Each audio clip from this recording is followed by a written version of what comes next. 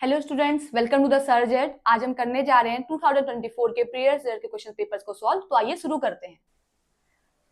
तो हमारी सीरीज का पहला क्वेश्चन है, when 2 ml of sodium hydroxide solution is added to few pieces of granulated zinc in a test tube and then warmed, the reaction that occurs can be written in the form of a balanced chemical reaction. कह रहा है कि balanced chemical reaction, chemical reaction, chemical equation, ये आपका chemistry का पहला chapter है। ठीक है, तो केमिकल इक्वेशन क्या होती है? जहाँ पे कोई केमिकल्स फॉर्म हो रहे हैं, कोई दो रिएक्टेंट आ रहे हैं, कोई प्रोडक्ट को फॉर्म कर रहे हैं, वो केमिकल रिएक्शन है। ठीक है, अब बात कर रहे हैं बैलेंस्ड केमिकल रिएक्शन की। तो बैलेंस्ड केमिकल रिएक्शन क्या होती है? बैलेंस्ड केमिकल रिएक्शन का मीन है कि आपका जो लेफ्ट साइड एंड जो आपका राइट साइड, जो LHS है, RHS है, वो बैलेंस्ड होना चाहिए, इक्वल होना चाहिए। अगर आपके LHS में 2 मॉलिक्यूल हैं किसी भी एटम में, किसी अगर हाइड्रोजन के 2 मॉलिक्यूल LHS में है तो वही 2 मॉलिक्यूल आपके RHS में भी होनी चाहिए। सेम मॉलिक्यूल्स अगर होंगे तो तब हम कहेंगे वो रिएक्शन बैलेंस्ड केमिकल इक्वेशन है। ठीक है, तो बैलेंस्ड केमिकल इक्वेशन हमें ऑप्शन दिए हुए NaOH प्लस Zn। NaOH है हमारा सोडियम हाइड्रोक्साइड, वो रिएक्शन करता है जिंक से। ठीक है, सोडियम हाइड्रोक्साइड का सॉल्यूशन है और उसमें फ्यू पीसेस हम डाल देते हैं Zn के, जिंक के। तो उसको गर्म करने के बाद क्या फॉर्म होता है? फॉर्म हो रहा है हमारा Na2 ओके,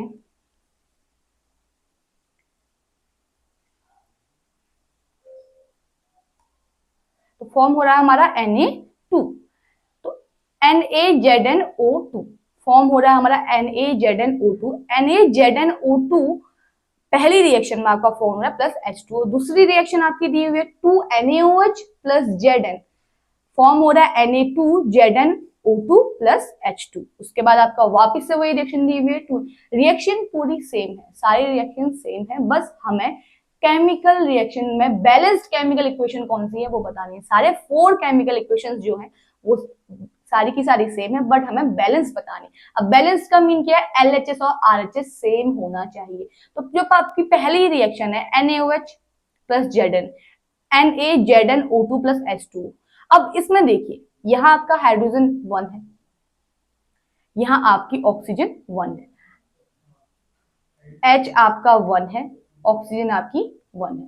बट RHS में अगर आप देखेंगे तो यहां आपकी RHS में O2, O क्या हो जा रही है 2, एंड H भी आपका 2 हो जा रहा है फर्स्ट रिएक्शन। तो इट्स मीन जो फर्स्ट रिएक्शन है आपकी वो बैलेंस्ड नहीं है। अब आते हैं सेकेंड रिएक्शन में। सेकेंड रिएक्शन में आपका दिया हुआ 2NaOH plus Zn gives that Na2ZnO2 plus H2। अब ये जो आपकी रिएक्शन है 2NaOH plus Zn gives that Na2Z Na2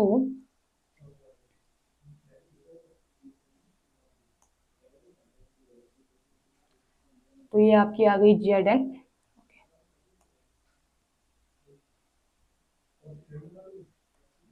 ZnO2 plus H2।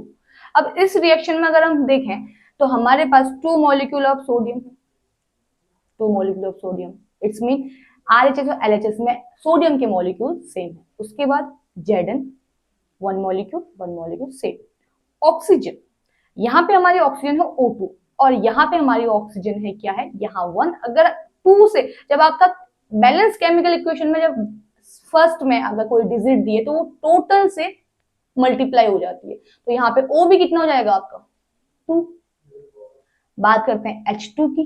H2, अब हाइड्रोजन भी हमारे पास कितना है, सिंगल, मल्टीप्लाई होने के बाद 2। तो जो ये रिएक्शन है हमारी Na2ZnO2 जिसमें फॉर्म हो रहा है, ये रिएक्शन आपकी बैलेंस्ड केमिकल इक्वेशन है। इसका नेम है sodium zincate.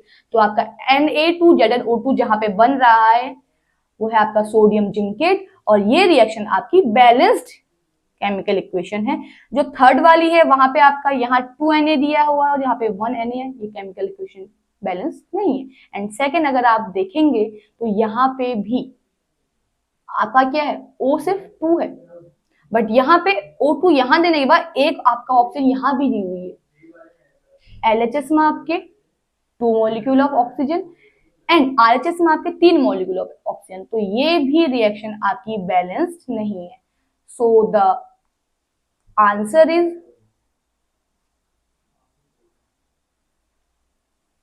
Option B is correct. ठीक है, ऑप्शन बी जो आपका है वो करेक्ट आंसर है। ओके, तो ये फर्स्ट क्वेश्चन आपका सॉल्व, बैलेंस्ड केमिकल इक्वेशन, जहां पे हम RHS और LHS को के मॉलिक्यूल्स को इक्वल करते हैं तो वो रिएक्शन बैलेंस्ड हो जाती है। तो कोई भी रिएक्शन को बैलेंस करना कंपलसरी है, जब बैलेंस होगी तभी वो इक्वली कोई भी प्रोडक्ट फाउंड होगा उस रिएक्शन में। ओके, नेक्स्ट क्वेश्चन इज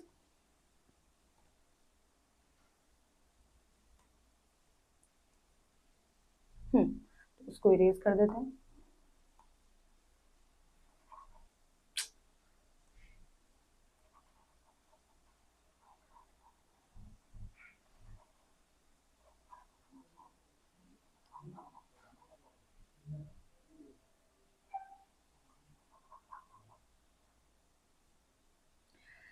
तो नेक्स्ट क्वेश्चन है आपका, select from the following a decomposition reaction in which source of energy for decomposition in is light। Light का डिकम्पोजिशन किसमें हो रहा है? तो पहले तो देखिए ये डिकम्पोजिशन जो रिएक्शन है ये क्या है, ये भी आपका पहला चैप्टर है जो केमिकल इक्वेशन उसका क्वेश्चन है। ठीक है, अब उस पर हमने रिएक्शंस पढ़ी थी, केमिकल रिएक्शंस कितने टाइप की होती है वो हमने पढ़ी हुई है। पहली रिएक्शन आपकी होती है combination, decomposition, displacement reaction, double displacement and oxygen and reduction। 5 type of parts होते हैं केमिकल रिएक्शंस के, केमिकल इक्वेशंस के। पहला कॉम्बिनेशन, फिर आपका डिकम्पोजिशन आता है, फिर डिस्प्लेसमेंट आता है, फिर डबल डिस्प्लेसमेंट, लास्टली आपका ऑक्सीजन एंड रिडक्शन आता है। तो ये क्वेश्चन आपका आया हुआ है डिकम्पोजिशन रिएक्शन। अब डिकम्पोजिशन रिएक्शन क्या होती है? What is decomposition reaction? Decomposition reaction में क्या होता है? डिकम्पोज मतलब ब्रेक होना, कोई एक एलिमेंट, कॉम्बिनेशन का अपोजिट। कॉम्बिनेशन में क्या होता है? कोई दो रिएक्टेंट आएंगे वो एक प्रोडक्ट फॉर्म करेंगे। डिकम्पोजिशन मतलब जो प्रोडक्ट आपका फॉर्म होता है, जो प्रोडक्ट है वो डिकम्पोज हो जाएगा, वो ब्रेक हो जाएगा अलग अलग पार्ट्स में। उसका ब्रेकेज मतलब कोई भी जो आपका प्रोडक्ट आपने ले लिया तो उसका ब्रेक होना, टूटना। ठीक है, तो आपकी जो 4 रिएक्शन है, these all are decomposition reaction, these all are example of decomposition reaction. जो आपकी पहली है FeSO4, ये आपका Fe2O3 plus SO2 plus SO3 में डिवाइड ब्रेक हो रहा है, ये भी डिकम्पोजिशन रिएक्शन है। अगली आपकी आती है H2O, जो आपका H2 plus O2 molecule break हो रहा है, ये भी डिकम्पोजिशन रिएक्शन है। थर्ड ही है आपकी AgBr, जो आपका Ag एंड Br में डिकम्पोज हो रहा है, ये भी डिकम्पोजिशन रिएक्शन है। CaCO3 CaO प्लस CO2, ये भी आपकी डिकम्पोजिशन रिएक्शन। और डिकम्पोजिशन रिएक्शंस में अब उसने ये पूछा है कि डिकम्पोजिशन क्या हो रहा है? Light, in the presence of light. Decomposition अलग अलग टाइप्स का होता है। कुछ रिएक्शन, कुछ ऐसे आपके एटम या कोई मॉलिक्यूल्स हैं, कोई ऐसे प्रोडक्ट हैं जो लाइट की प्रेजेंस में डिकम्पोज होते हैं, जिनको डिकम्पोज करने के लिए हमें लाइट चाहिए होती है। कुछ ऐसे होते हैं जिन्हें डिकम्पोज करने के लिए हमें हीट चाहिए होती है। कुछ ऐसे होते हैं जिन्हें डिकम्पोज करने के लिए इलेक्ट्रिसिटी देनी पड़ती है। तो अलग अलग टाइप का डिकम्पोजिशन होता है। उसमें हमें ये पूछा गया है कि इन सारे जो ऑप्शंस हैं आपके 4 ऑप्शंस में से डिकम्पोजिशन लाइट के प्रेजेंस में किसका डिकम्पोजिशन हो रहा है, कि लाइट किसके लिए हमें चाहिए। ठीक है, तो आपका जो पहला ऑप्शन है FeSO4 Fe2O3 plus SO2 plus SO3, यहाँ पे जो आपका पहला रिएक्शन है फेरस सल्फेट वाली, इस रिएक्शन में आप ये रिएक्शन होती है हीट की प्रेजेंस में। किसकी प्रेजेंस में? हीट की presence, in presence of heat ये डिकम्पोजिशन कंप्लीट होता है। जब हम हीट देते हैं तो फेरस सल्फेट फेरस ऑक्साइड में बदल जाता है, वो अपने ऑक्साइड्स में बदल जाता है। ठीक है, उसके बाद सेकेंड आपकी आती है H2O। जो H2O का डिकम्पोजन हम जानते हैं कि जब हम वाटर का डिकम्पोजन करते हैं तो हम electricity, in the presence of electricity. तो सेकेंड जो आपकी इक्वेशन है उसमें in the presence of electricity, उसमें इलेक्ट्रिसिटी की जरूरत होती है। इलेक्ट्रिसिटी में की प्रेजेंस में ही हम H2O को ब्रेक करते हैं हाइड्रोजन एंड ऑक्सीजन के मॉलिक्यूल्स में। थर्ड आपका आता है AgBr। ठीक है, जब AgBr की हम बात कर रहे हैं तो जब AgBr ब्रेक होगा ये ब्रेक होता है आपका लाइट की प्रेजेंस में। किसकी प्रेजेंस में?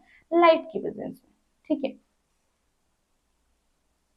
AgBr ये आपका ब्रेक होगा 2Ag, it is a balanced question.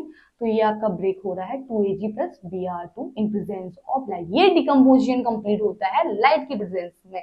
Silver का जो वो ब्रोमाइड के साथ जब रिएक्ट करेगा, या सिल्वर ब्रोमाइड का जब भी रिडक्शन डिकम्पोजिशन होगा तो वो लाइट के प्रेजेंस में होता है। इसी के साथ इसमें एक चीज और है, अब आप AgBr लो या आप AgCl, आप क्लोरीन भी जब लोगे वो उसका डिकम्पोजिशन भी किसमें होगा?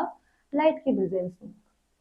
ठीक है, आप सिल्वर ब्रोमाइड ले लें, आप सिल्वर क्लोराइड ले लें, दोनों का डिकम्पोजिशन लाइट की प्रेजेंस में ही होगा। अगर इसकी जगह Cl भी दिया हुआ, क्लोरीन भी दिया हुआ, तो वो भी आपके लाइट की प्रेजेंस में होगा। अगला ऑप्शन आपका आता है D, CaCO3 CaO plus CO2।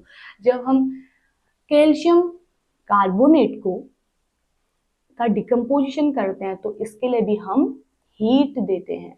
हम क्या देते हैं? हीट देते हैं। ये भी हीट की प्रेजेंस में ही डिकम्पोज होता है। CaCO3 इसको हम बोलते हैं लाइमस्टोन। ठीक है, एंड CaO को हम बोलते हैं क्विक लाइम, एंड CO2 तो आपको पता है जब हम लाइमस्टोन को डिकम्पोज करते हैं तो वो क्विक लाइम बन जाता है। ठीक है, लाइमस्टोन एंड क्विक लाइम। और एक आपका आता है लाइम वाटर, CaOH का होल ट्वाइस, वो आपका लाइम वाटर है, एंड CaO ये आपका क्विक लाइम है, CaCO3 it is a lime stone, पत्थर जो हम मार्बल वगैरह जो आप यूज करते हैं वो इसी से बनता है। ठीक है, तो ऑप्शन इसका है option B, option C is correct. Okay, so moving next question, and the third question is, तीसरा क्वेश्चन आपका क्या कह रहा है? A metal and a non metal that exist in liquid state at the room temperature are respectively. तो जो आपका third question है ये आया आपका है मेटल एंड नॉन मेटल, जो आपका केमिस्ट्री का चैप्टर है उस चैप्टर से क्वेश्चन आया हुआ है। बेसिक से एक चीज है, कौन सा मेटल ऐसा है जो रूम टेम्परेचर पे लिक्विड स्टेट में रहता है? ये बहुत सारे बच्चों को भी पता होगा, बहुत सारे बच्चे इसको पहले से जानते हैं। ठीक है, ये एक जनरल साइंस का क्वेश्चन भी है जहाँ पे हम ये पढ़ते हैं कि मेटल कौन सा है जो रूम टेम्परेचर पे लिक्विड स्टेट में रहता है। बट जहाँ पे बात आती है नॉन मेटल की, तो वहां पे बहुत सारे बच्चे कंफ्यूज कर जाते हैं क्योंकि बहुत सारे बच्चों को पता ही नहीं होता है। ठीक है, तो ये क्वेश्चन है, इसका आंसर क्या होगा? मेटल और नॉन मेटल पूछा, ऑप्शन दिए हैं bromine and mercury, mercury and iodine, mercury and bromine and iodine and mercury. ठीक है, तो अब इसमें ऑप्शन क्या है? पहला मेटल पूछा हुआ है, तो जो मेटल है जो लिक्विड स्टेट में रहता है room temperature, the answer is mercury. It's mean answer B और सी में से एक होगा, ऑप्शन बी और सी में से आंसर एक होगा।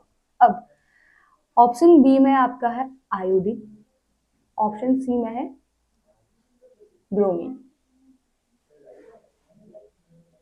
तो मर्क्यूरी, जब आयोडीन और ब्रोमीन की बात हो रही है, एक टाइम पे मर्क्यूरी आ रही है आयोडीन के साथ, एक बार मर्क्यूरी आ रही है bromine. Iodine and bromine these both are non metals, ये दोनों के दोनों क्या है? नॉन मेटल हैं। अब इसमें से रूम टेम्परेचर पे लिक्विड स्टेट में कौन रहता है? तो जो आपका आयोडीन है इसकी लस्ट्रस प्रॉपर्टी होती है, लस्ट्रस होता है, लस्ट्रस का मीन शाइनी होना, चमकता है, ये इसकी प्रॉपर्टी, आयोडीन की प्रॉपर्टी है कि वो लस्ट्रस होगा, चमकेगा, शाइनी सरफेस होता है इसका। ठीक है, तो आयोडीन जो है वो रूम टेम्परेचर पर लिक्विड स्टेट पर नहीं होता है, तो answer B is not correct. अब बात करते हैं ब्रोमीन।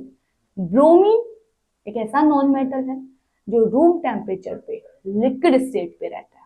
ठीक है, तो मेटल आपका आता है मर्क्यूरी एंड नॉन मेटल आपका आता है ब्रोमीन। ब्रोमीन हमेशा रूम टेम्परेचर पर लिक्विड स्टेट में रहेगा, तो answer C is correct answer. ये क्वेश्चन आपका आएगा मेटल एंड नॉन मेटल में। मेटल और नॉन मेटल में जो प्रॉपर्टी है मेटल और नॉन मेटल की, उसमें आप इसको पढ़ेंगे। उसमें जब आप एग्जांपल्स पढ़ते हैं तो कुछ एग्जांपल्स में ये, जैसे मर्क्यूरी के बारे में मेटल्स में बताया होता है, एंड ब्रोमीन का नॉन मेटल्स में आप जो प्रॉपर्टीज पढ़ते हैं तो वहां ये एक्सप्लेन किया हुआ है। ठीक है, अगर आपको ये वीडियो पसंद आई है तो हमारी नेक्स्ट क्वेश्चन सीरीज बहुत जल्द हमारे चैनल पर अपलोड होने वाली है, तो हमारे चैनल को सब्सक्राइब करिए। Thank you, wish you all the best.